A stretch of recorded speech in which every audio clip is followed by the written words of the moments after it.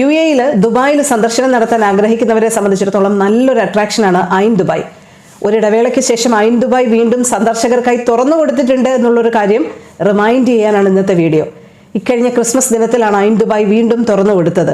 2.5 വർഷം നീണ്ട നിർമ്മാണ നവീകരണ പ്രവർത്തനങ്ങൾക്ക് ശേഷമാണ് ഐൻ ദുബായ് തുറന്നു കൊടുക്കുന്നത്.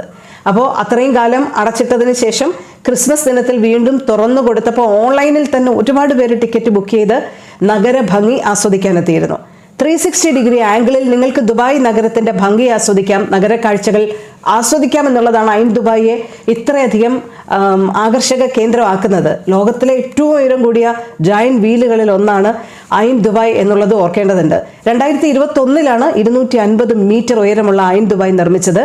എന്തായാലും ഒരിടവേളയ്ക്ക് ശേഷം ഐൻ ദുബായ് തുറന്നു കൊടുത്തിട്ടുണ്ട്. ഓരോ റൈഡും 38 മിനിറ്റോളം നീണ്ടു നിൽക്കുന്നതാണ്.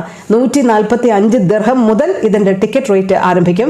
എന്തായാലും ഓൺലൈനിലും അല്ലാതെയൊക്കെ ഐൻ ദുബായുമായി ബന്ധപ്പെട്ട ടിക്കറ്റുകൾ നിങ്ങൾക്ക് എടുക്കാം. ഐൻ ദുബായ് വീണ്ടും തുറന്നു കൊടുത്തിട്ടുണ്ട് ഇക്കഴിഞ്ഞ ക്രിസ്മസ് ദിനം മുതൽ.